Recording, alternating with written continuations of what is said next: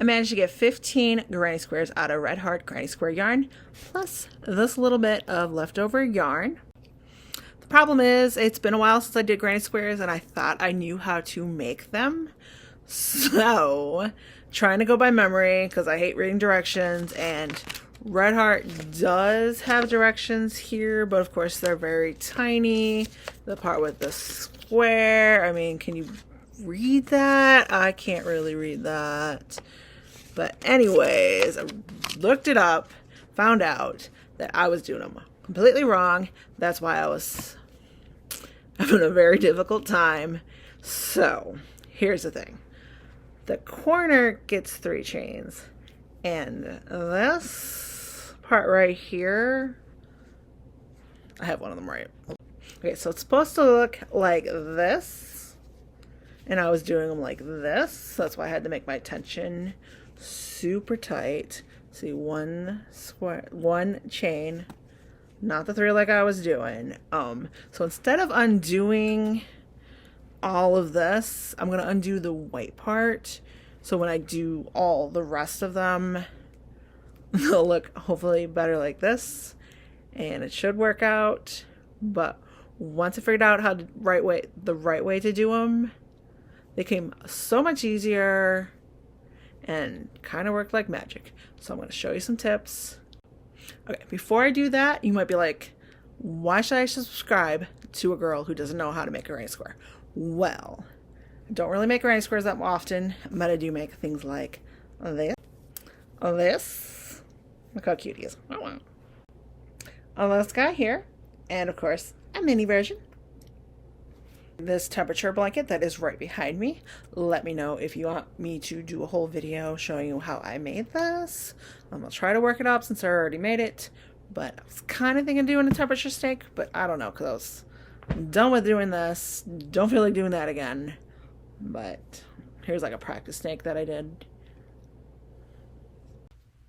Okay, so I'd like to welcome back anyone who watched my previous video about the Red Heart Granny Square yarn. So welcome back, and hopefully everyone is doing well, staying warm. It's been super cold this week.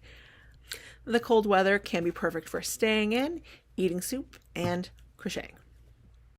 This is part 2. I'm going to show you some tips that I learned by making 1 row of the granny square yarn. So I made a total of 15. I thought I read somewhere that it was 14, but I ended up making 15. Also had there's a little bit of yarn left, and so if you don't make yours perfect, maybe you don't feel like redoing, undoing, and don't care, and maybe want a corner of a different color, you have plenty of yarn to still try to make 14, 15.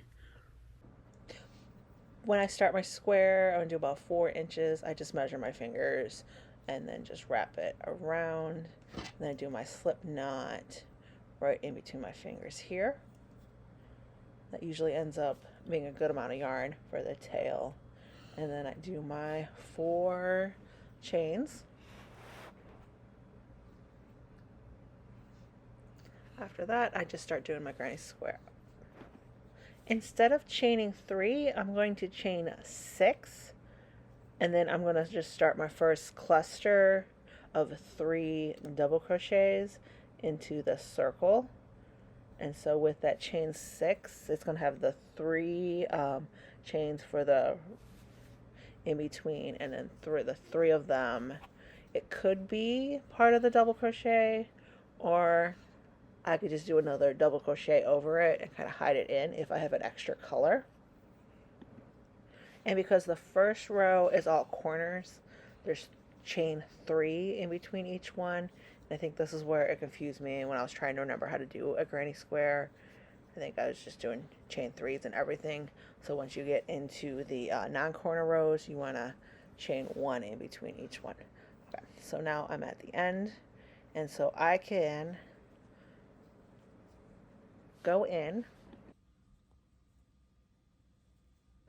I could go in and use those 3 chains, part of my chain 6, as one of my double crochets, or I could just do another double crochet in and just grab the yarn and kind of hide that chain in there. And so that's if I have extra yarn I have a little bit of blue peeking through, the darker blue peeking through, so I'm going to go and just use that as my chain 3, and then I'm going to go and chain 6 instead of the 3 and do the same thing with the next row.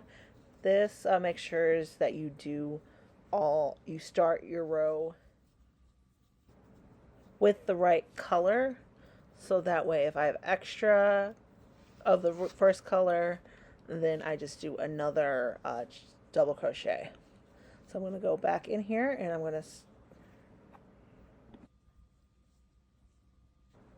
start with a chain 6 and then move on and do my first set of 3 double crochets and then go all the way around, making sure I do 3 chains with corner pieces and then 1 chain in the side non-corner pieces.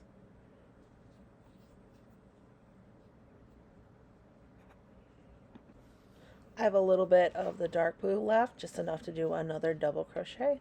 So I'm just going to do 3 double crochets, and then I'm just going to kind of loop my yarn around that chain before I do my last yarn through, and that kind of hides that chain in there. And then I'm going to do my 6.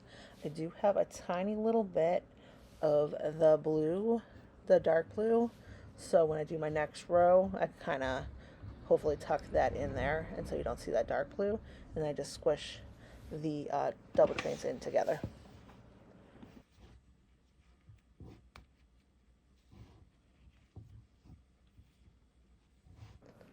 As you can see, my corners are almost perfect.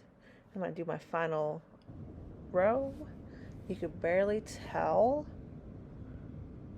if you look and see which corner, and of course I have a Okay, so if you do them the right way, it ends up working out.